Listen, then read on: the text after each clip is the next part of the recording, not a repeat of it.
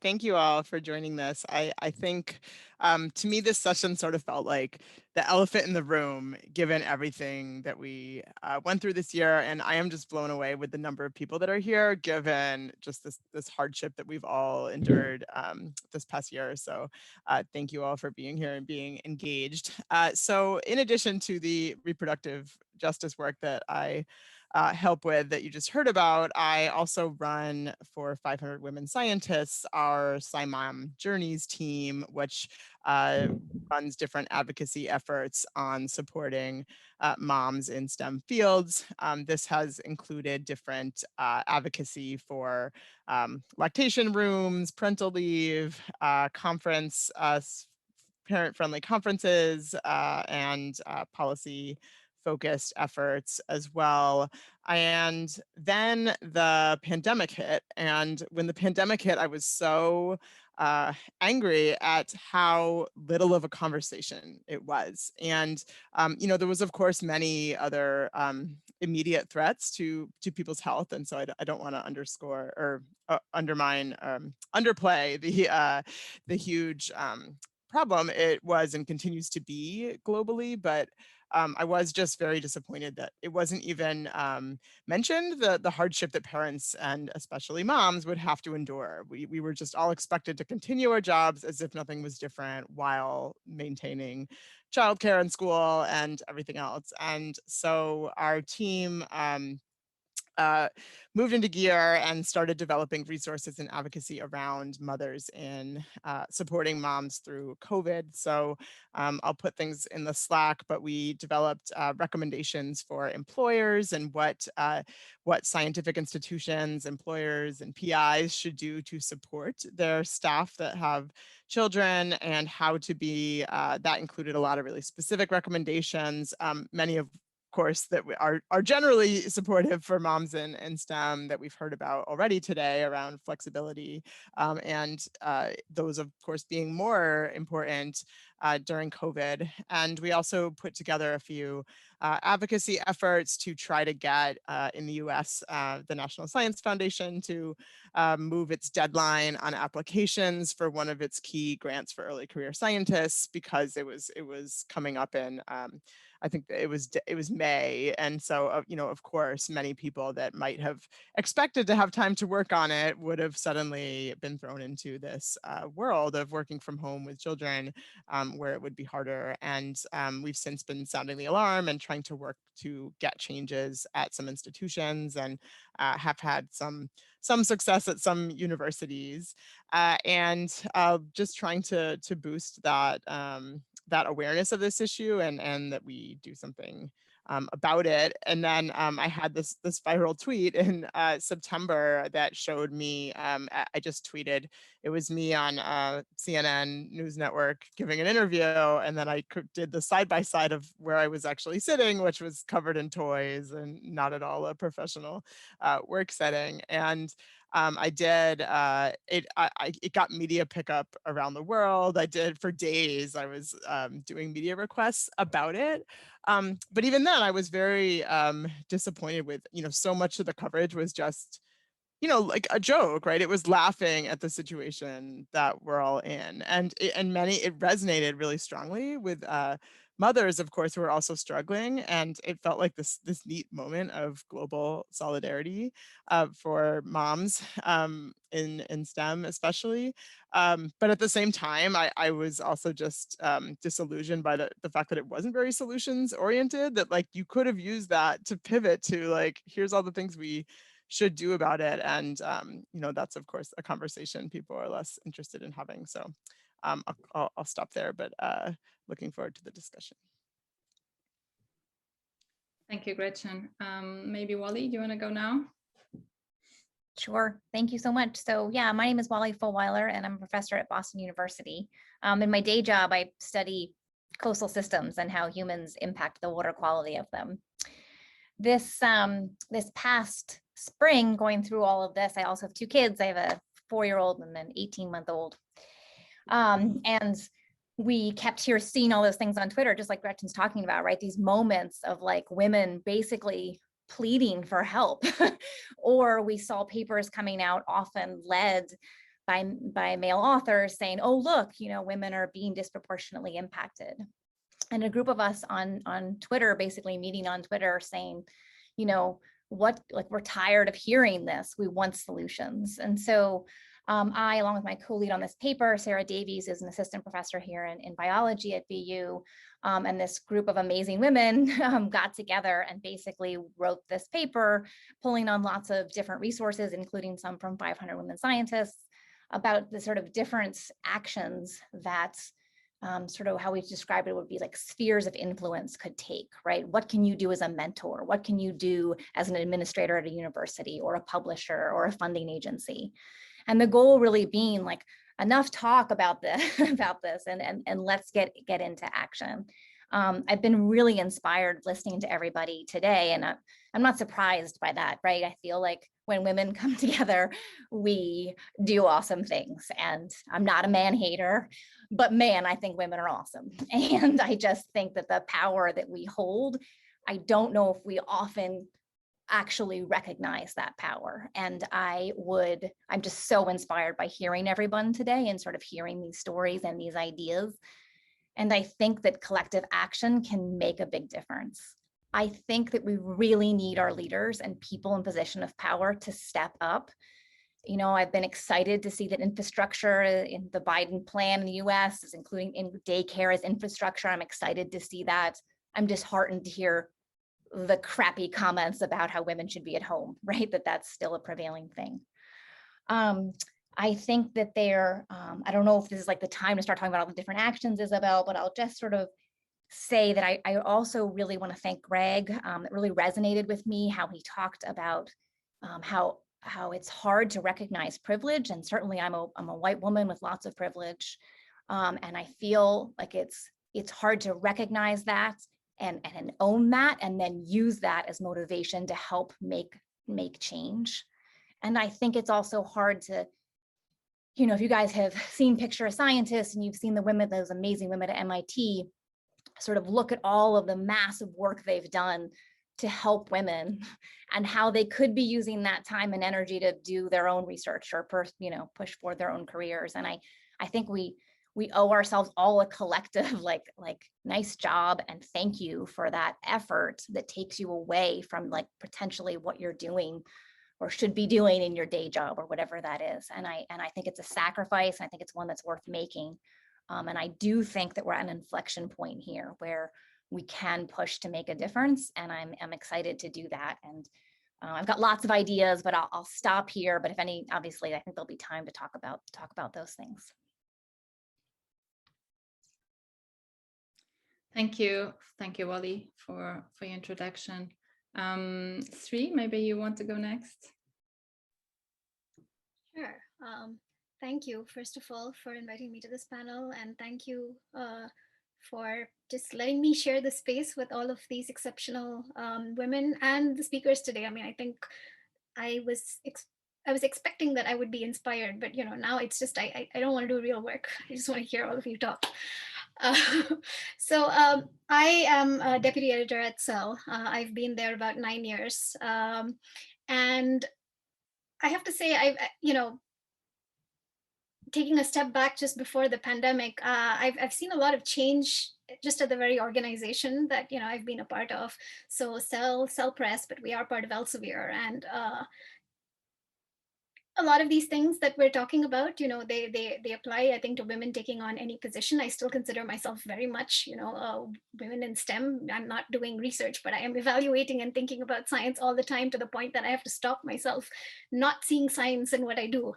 But I think as a publishing company, Elsevier in the past, I think a lot of the focus was definitely analytics. There's a lot of data and tools and ability to generate reports. So we had analyses from other groups that have done work on this for years now, more than a decade, looking at sort of the gender report across different countries, especially those that are more scientifically more productive, and then sort of the balance of women there in academia and all of those details, right? And so there's that element where you've got data and you've analytics and you've got a report, and there's this part of the publishers where we're actually handling the science and publishing the science, and they seem to be like two separate elements. And not that anyone asked why should a publisher really think about sort of the ground aspects of, doing the science and science lives and all that. Shouldn't we just be publishing the science?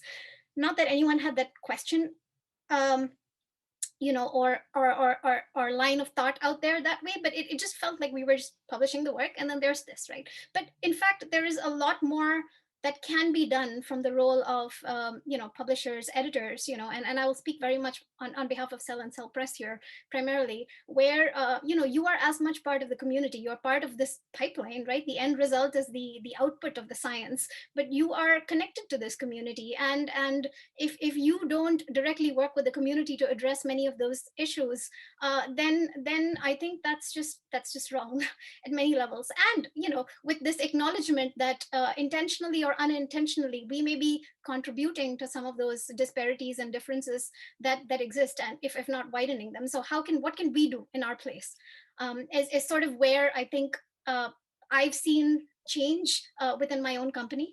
And before the pandemic, we had actually already been starting thinking about, let's just look at just gender across the board, and it started with this very ghastly evaluation of our reviewer pool just at Cell, just looking back, a couple of years at 2018 and seeing like, oh my God, 82% are men and 18% are women. And if you just look at the general even pool of women scientists around there, we saw 30% somewhere there. I think I would say that within the biological sciences and medicine, if you look at it, that's almost 40%.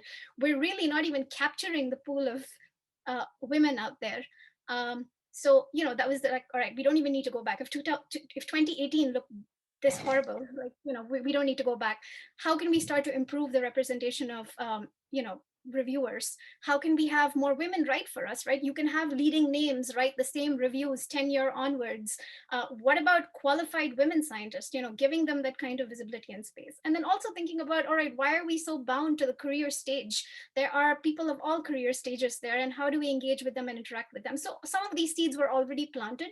And I think, we also got our first ever female CEO at Elsevier, a 140-year history. And trust me, it's a world of difference in how the communication comes across, the level of empathy, and the very direct interest in, women in science, in diversity and inclusion in the true sense of what it is, in leading by empathy, right? Like it's just you can connect a lot more than just random corporate verbiage, which year after year you'll be like, okay, we had a town hall, what did I take out of it? Nothing. So I think there's a lot of things that were moving into place where then in time for the pandemic, we were already thinking about all of this. I will admit that as one of the editors who covered a lot of the COVID science, my hands were full. I have a 3-year-old and a 5-year-old. And not really Zoom competent, not really homeschooling age, not really anything age. But I think also the recognition that for some careers in STEM, like what I do, I have incredible flexibility. I can still do what I did. In fact, I was extremely busy. But then in other cases, you had these conversations one-on-one with PIs who say, I'm not going to be able to submit, right, in this time. I need more time for revision. I need lots of these other things, or else I can't review. I would love to review, or thinking that they lost out on reviewing opportunities for Cell. So there are all of these different elements that also came to the fore. I know we'll address some of those, but I want to say that overall, like in this last year, we've been thinking about, flexibility first and foremost. We talked about that a lot, but also just sort of the smaller things that we can do in terms of providing support, visibility, addressing issues in the pages of Cell beyond the science. So, be it fund Black scientists, be it, mentorship, sponsorship, which we don't talk about enough in science because it's such a sort of, the power structure is entirely within the PI, who probably never had management training at all, or probably, you don't have any other support networks around you. So all of those things are places for us to discuss as well that can hopefully provide some support and some discussion and some visibility to a lot of these issues. But I'll stop there. I know I can keep going too. I should stop. Thank you, Three. Baba, would you like to go next, please? Yeah, thank you. I really want to thank the organization for inviting me. Thank you so much. And I'm standing in for WHOS, which we also call OWSD. I'm a professor of microbiology at the Northwest University in South Africa. And like the introduction that you have given, I am the vice president for OOS. OOS is an international organization, and it's been founded since 1987. In fact, it's the first international organization, and is a program unit under UNESCO. And also, we have a specific objective that we have set to achieve as an organization. Part of it is to increase the participation of women in developing countries, and to develop women in terms of their scientific and technological research, in teaching and in leadership. Another objective of OOS is to promote the recognition of the scientific and technological achievements of women scientists. And we also promote collaboration and communication among women scientists, as well as increase the awareness of women in the developing countries. In addition, we increase the understanding of the role of science and technology in supporting women's development activities. So OOS is broad in that, and I cover the Africa region. In Africa region, we have about 47 active nations in the region. Aside from that, we give a PhD fellowship. The fellowship could be in form of part-time or full-time, and we are open to membership. Members can be associate members, those that have just the first degree. They can be full members, those that have their PhD, and they can be friends of OOS, those that are purposely out there to sponsor and to support our mission. And OOS is open not only to women, we are open to men. Although the name is Organization for Women in Science for the Developing World, is also open to those in social science. So we are broad in that aspect. Part of the things that have been said today resonate with what we do and has also been established. For example, in the presentation of Ryan and the one that Isabel also gave, you'll find out that we also conducted a study on COVID studies, and majority of what has been said is exactly what we find, but I must include that in terms of region, we spotted some little differences in terms of region. By region, I'm speaking in terms of Arab nations, Latin America, Africa, and the Oceania are separate regions that we have. And when Jennifer was talking earlier, Jennifer mentioned things about mother coder. We are not far from engaging in that, because we have computer scientists and we have scientists that are also doing things on next generation sequencing with big data, and they key into things like that. I also appreciate what Aaron said about people that have those with children publishing, and it's like even having children doesn't deter them. I experienced that when I took a postdoc, and I found out that even postdoc with children, they perform very well, and I feel maybe the answer, maybe they are psychologically settled. So their mind is in one place. I leave the rest of the discussion to the time the floor will be open for free flow. Thank you. Thank you so much. And finally, Desi, your turn. Yeah, I'll try and be brief so we can get into the conversation. So my name is Desi Clark, and I'm the Research Collaboration Coordinator for the University of Massachusetts Advanced Program.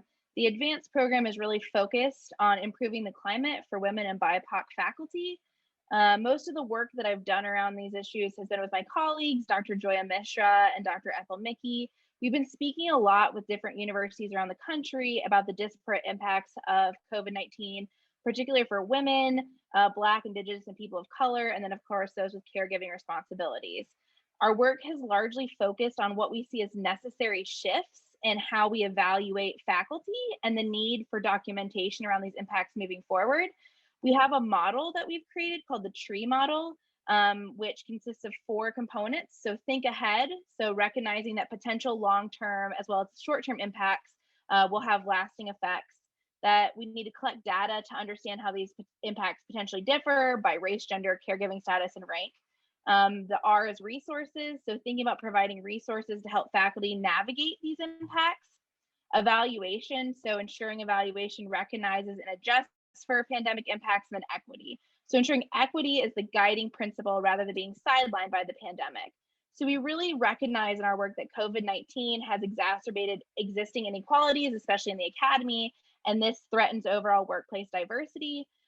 We've come up with several papers that we've published. We also have a COVID impact tool to kind of give some guidance and infrastructure around how you might think about these things, documenting these impacts, and evaluating faculty. And then we've also had a couple of columns, op-ed columns, published in Inside Higher Ed, where we talk more about these issues. So that's just kind of a really, really quick overview, but I'm looking forward to the discussion in this panel. Thank you very much, and thank you all for your introductions and for being here as well. So I guess I will start with a question. We don't have a lot of time actually, so just straight to the point. What lessons can we learn from this pandemic? Because the problems were there. This was really an eye-opener that it is time for action. So what lessons can we learn? What can we think in the long term? What are the consequences that are coming next? We know productivity has been affected, mental health has been affected, of mothers in STEM. What are we going to see in 1-2 years from now? What are going to be the consequences? How can we anticipate, and how and what do we need to do at the different levels, at the level of research institution, funding agencies, all the different actors? How can we think ahead and start preparing, and what lessons can we learn, in the long term? Anyone? So Isabel, I'll quickly jump in fast. My biggest fear is that we don't learn lessons from this and we go back to how things are there. And that's my biggest fear. So I think really putting out those, like just what Desi just described, these really clear action items, these really clear things that need to get done, and getting that in the face of people that are, that are leaders and are in charge of this is a key component here, and to not let up, like to keep pushing. Because if we don't, I feel like if we don't make a big pump now, a big push now, we're going to lose this opportunity. And it's going to be real easy to slide back to how things used to be. Yeah, and I think just building off that briefly, I think obviously, the playing field was never level to begin with. We're just seeing that exacerbated now. And so we think a lot on my team about, what are some concrete things that people can do to kind of get to a place where we don't let that, what Wally is saying, happen. So, flexibility in scheduling, opportunities for remote work, hybrid options. Some of the things I'm about to say are a little bit more specific to the academy, but teaching support, including like resources, adjusted teaching evaluations, childcare supports, tutoring provisions, delays and recalibrations for different reviews and evaluation metrics. So I think that there's a lot of ways, again, specific to the academic context and the work that we do, that we can really start encouraging the administrators at universities to think about the fact that this is going to have long-term impacts. And if we adjust for it now, then we're not going to hemorrhage the diversity and the gains that women and BIPOC women specifically have made in the last few years. But if we don't put these things into place, we're going to quickly end up in a situation where not only are we back to normal, we're worse off than we were before this pandemic started. Yeah, thank you, Isabel. I think part of the things that we have learned is we gained new experiences. These new experiences are things that we have to keep to. Part of it is the lab one-on-one meetings. Probably before, that doesn't exist in a particular research group. We find that nowadays we have it. We have the lab group virtual meetings. We have a virtual supervisory team meetings, webinar. These are strengthened and they are part of the experiences that learned as a result of the pandemic. Aside from that, also, you'll find situation like these brings up the issue of training on emotional intelligence and things like responsiveness and principal investigator having skills also that can help.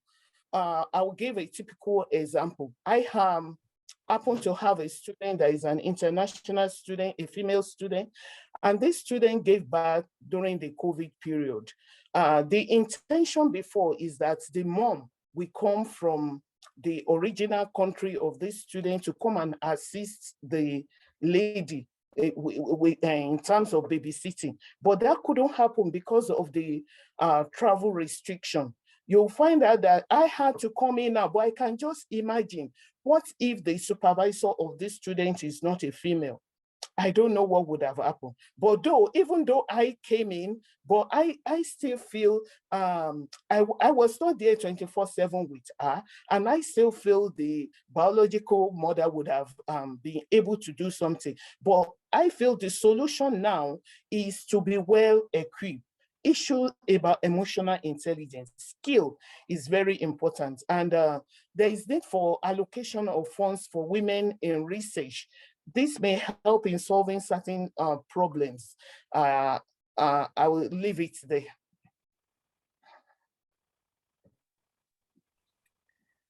Gretchen, would you like that? Sorry, go ahead. Yes, go ahead. You can go. Go ahead. Okay, thanks. While I don't forget what I was going to say already, but I think from a publisher's perspective, I think there's three things I want to bring in. I think the first one is just, um, we can and we should be flexible. I think if there are any assumptions that there's a certain time period in which something needs to be done, and they expect even just simple wording from a journal, right, or from an editor's email, if that sets up certain expectations, I think that's wrong from our side. I think we've actually wanted to be and will be flexible, and I've said this for each single COVID paper too, that you need to be comfortable with the research that you resubmit at the time, so take your time. And so I think there is that flexibility, but I realize we don't operate in silos. I think bound to the publication is like grant deadlines and whatnot. There's a lot of things. So I think a lot more communication between all of these different stakeholders, and when we can actually come together, because I think one element relaxing or being more flexible, but still when other things that matter are still bound to the same sort of rigid infrastructure, that's not really going to help. So I do think it's a time for these different parties to actually talk to one another. These are not operating in silo. Ultimately, it impacts the researcher. But the second thing that's more relevant is, like conference travel, right? I think we can all agree it's like, why the heck did we travel so much before? What was the point? But I think especially relevant to travel and conferences. I mean, it's a place of visibility. It's a place of connections. And yet, I think as a parent, especially as a young parent, in many cases, that is almost a handicap for you. So there is the travel grant and support and this and that. But I will make a plea for the duration of a conference. How long does it really need to be for you to be very efficient with your science? Do you really need to travel around the world to see the same set of people again and again? And I think this one-on-one networking, right? Like I think there are opportunities for researchers. At CEL, we always say it's never too early to talk about your science. I don't need to see a final paper. I just want to get to know you. We would do visits across institutions and ask specifically to meet early stage PIs or people that we don't know. So it's connecting with the community in ways that otherwise seemed very structured and very, very much, fueling the same kind of gaps and really not really giving those kinds of connections and visibilities to people that needed it. But I think the duration, the support, pumping, right? Like I still remember in tears at a developmental biology conference, no less, not finding a pumping room, and the organizers shrugging their shoulders until it was some gym manager in the hotel in the 24th floor who gave me a little corner. This is ridiculous. This is like 3 years ago, right? So it's those elements like that, like make it possible for them to travel if they need to travel, but if not, find ways to have interactions and promoting speakers. And I think editors, publishers definitely should call out. I mean, we've spoken against manels, but that's just one element. I just sit on one of those, it's not a manel anymore. So that feels like cheating a little bit, right? It's more calling out, who are you inviting, who is speaking, do you have actual diversity in the sense that you need to? And also for the scientific community to rethink what these interactions really should encourage and foster at the end of the day. Yeah, I know we're tight on time, but the last thing I was just going to add is I think now we need to be really careful to make sure any flexibility, any accommodations that we were given don't come back to bite us, because even if things go back to normal, we get childcare back, all these things, they're still going to have to make decisions about who gets promoted, who gets to go to things, because if they look on paper, right, it's going to look like we were less productive or did less, or they don't want to burden us with added responsibility. And I think, if we do want to continue and be competitive on the career path, I think we need to make sure that that kind of thing doesn't happen. So to Sri's point about, it's a system problem, and we need to make sure it's not just that, oh, okay, the problem is over and things can go back to normal, because we have to look at the consequences. For sure. So someone asked the question, how do we engage people in institutions? Should organizations and societies be contacted to bring them into the work? Should we? I mean, how?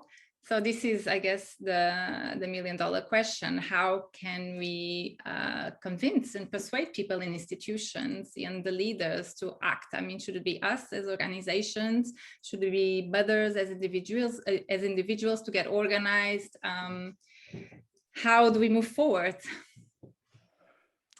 Yeah, Well, so I think, oh, go ahead. You go. Well, I was just going to say, we 500 Women Scientists is also trying to think about that, because it's such an important point that it should not be on us as individuals. This is a problem that decision makers need to address. And so again and again, it is not that we need to life hack ourselves out of this or get up half an hour earlier or whatever the crap articles say, right? It is that, like, the people in power need to do better. But to that point, we've done a few things. I'll throw them in the chat, but we worked with the Society Advancing Chicanos, Hispanics, and Native Americans in Science to do a webinar to help people think about how to advocate for themselves, given a system where those in power are not taking action.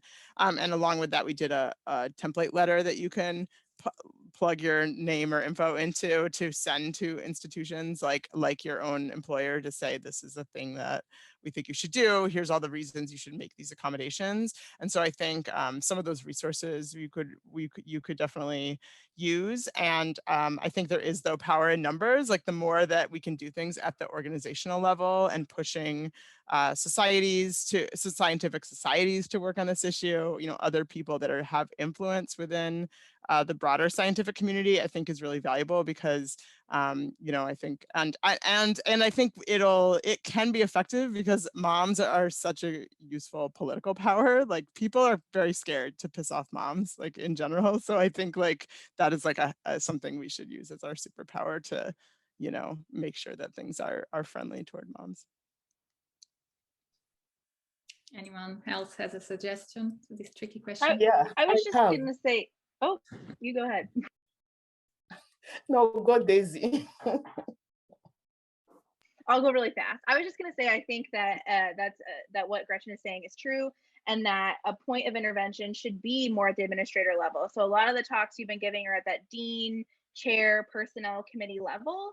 Those are the people that have the ability to make sure that these changes are institutionalized.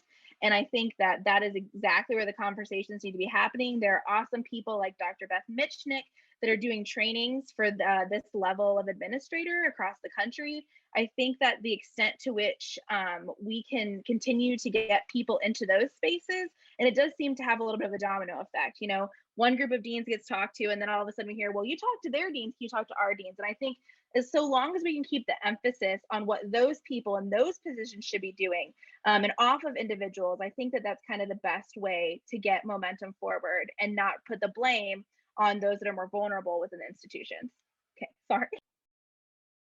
Yeah, Thank you for the contribution. I just want to also add that we need to train for future pandemic. That is part of preparation. So for our voice to be heard, there is need to strengthen scientific communication. It is very important. And part of it is to harness the suitable coping measure that we already have and capitalize on that. We must not keep quiet. We should keep emphasizing all these things. And even platforms where gender responsive oriented program is conducted should not also be stopped, because we may feel no one is hearing. They are hearing, but it's possible that when the clamoring is getting higher and higher, they will hear and something will be done. So proper information dissemination is the key, is a very important tool in our hands to disseminate information. Thank you. Yeah, can I just real quick? I really think that's important. And I think that getting press on these kinds of things, continued press is important, because that will matter. It matters to administrators. It matters to deans when they see how their universities are doing compared to other universities. There's like I want to join the team type of culture out there when it comes to administrators. And I think that it's a good tool. So we can't go silent. That's a very good suggestion. I think the only thing I would add is if any pledges are made, I think there should be accountability in tracking it. So, I think again, coming from the perspective of publisher, or it could be the press or anyone, right? I think announcing that we're going to do X or we're going to do Y, and then 2 years later, how has that held up? Or else, do we really need to be working in silos, administrator versus administrators? There's some sort of collaboration or cross-training opportunities. I know, it often all comes at NIH, and then NIH, mandated or driven or whatever, like NSF, but fine, there could be, it could come from the highest bodies, but still, if there is more collaboration here, even within local, consortia network, I think that's why I'm curious about sort of UMass's efforts there. At least there could be some standardization and some recommendations for how things could be done, and then progress can truly be tracked. There's some excellent ideas already. So my last question, then we'll need to stop, I think, is because we do get this question a lot as organization. It's all very well, let's all make change, but what should we do? And this is the question we will have from the decision makers. Okay, I want to help, but what should I do? So how do we draft? Because we don't know, right? There is some research on what works and what doesn't, and very little awareness. There are some things like I mentioned before, 10 o'clock stoppage doesn't always work because there are bias. So there's some things we know, some things we don't know. We'll have to experiment. How do we decide these things? What do we recommend leaders to do? For example, for publishers, publishers want to help. Women needs maybe longer deadlines. But Sri, I know you are trying to come up with ideas, and it's not easy, right? We have to really be creative. What do you suggest, for example, for group leaders? I mean, how can we encourage group leaders to promote a better work environment, a more flexible work environment after all this is over? Flexibility is all very nice. Maybe we'll start forgetting, and yeah, what sort of practical things can we do at the different levels? That's my question. And it's a big one. For example, in publishing, what sort of things can we do to help women not lag behind, basically? I think in sort of three broad bins. The first one is but if it comes across as women need to fix this, I'm sorry, it's not what I'm trying to imply, but simple things, right?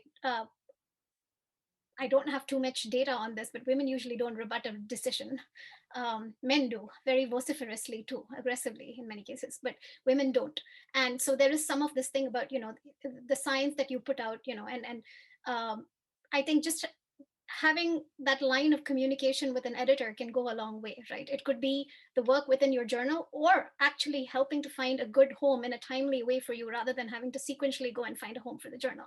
And at least in my own experience, that, the few rebuttals I've had from women, in many of those cases, those papers eventually got published. So there's that one element of this, is this hesitation of, can you or can you not connect the reviewers? Again, I cannot make this broad categorization of, is it generally women, is it mothers in STEM? I don't know that, but there is this gender difference.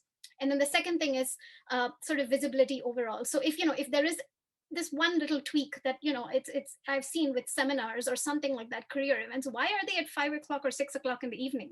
When we go about leader, like, that is the worst freaking ridiculous time to ever do anything. And I've felt so stressed in the past too, going to any one of those, and felt so guilty, and I shouldn't have felt guilty, right? I've got extremely wonderful support spouse, but this culture of, like, you cannot leave the lab during that time, because you need to be just there and just be visible and just be present, whereas it could totally be done within that 1 hour, right, somewhere in the day. Is that really so bad to allocate either a career event or science communication with anyone during that period? Why does it have to be there? So I think there are those little changes that can be done, where there's a little bit more engagement, more one-on-one opportunities to be more visible, or to get that visibility, that I think are existing practices that can happen. But I think from the publisher standpoint, again, I think if it means that the pages of a journal can bring visibility to topics, visibility to individuals, visibility and accountability to issues, and including ourselves, then I think we should be devoting each as much space there to the next whatever big scientific breakthrough is. So I think those are the steps that we can do. But as I said, I think it will depend on actual collaborations with institutions on different causes. For example, at CELPRES, we have started an initiative where we are talking to the Center for Anti-Racism Research at BU, right? And what kind of collaborations and partnerships this will spur, we don't know, but it needs to start at some level. We cannot operate in silos. Thank you, Sri. I think we could add to that too for publishers, right? So we know that, like, open access papers get cited more often or read more often. So publishers have a real opportunity to potentially provide some open access papers for mothers or caregivers, like, to move this forward. And I think there's also an option of trying to, get women on editorial boards, more women, especially women of color. I think there could be major efforts when you look across editorial boards, and it's a lot of white men still. So there's a lot of work there that publishers can do too. That's very well taken, actually. So in this last year, we, for the first time, we actually acquired, like, gender equity in our editorial board. But if you see, that is very still skewed and doesn't have enough underrepresented minorities, Asians even, so from Asia, I mean. Yeah, I also have some type of way forward that could be adopted. For example, the next generation of women scientists should not be left behind in any discussion. They should be carried along. That is one of the things that organizations like OZ and Women in Science, Mothers in Science can do. Aside from that, to collaboratively establish a structure that can mitigate the impact of what we experience currently is an important thing. So the aspect of collaboration cannot be underestimated. We need to come together, we need to collaborate. We need to promote women scientists and their work. The aspect of mentorship is crucial as well, because those of us that have gone ahead and have this experience, we should try to carry along mentees and pour out some of our expertise and experiences, on them, to keep them forging ahead in their career. Other ways are by the expansion of professional skills. I mentioned something earlier about emotional intelligence. You'll find most of us in science, we just end up like mixing chemical, going to the field and things like that. But the aspect of soft skill cannot be underestimated, because I can only offer what I have. So part of the solution is to groom scientists in the aspect of our emotional intelligence. We should also broaden public engagements. That is going to help us a lot. We broaden public engagement, and in terms of institutions could invest in new technologies for remote working. You know, we were unprepared when the pandemic came, but now it shouldn't be new to us anymore, because a number of institutes delve into having these online teaching and things like that. So I feel institutions should invest in new technologies for remote working, and we should reinvent. We need to reinvent, I mean, reimagine, if I can put it like that, in order to, maybe refocus our vision as well. I think these are feasible solutions that can help us, and these are things that we have learned from real life experience of what we passed through during this pandemic. Yeah.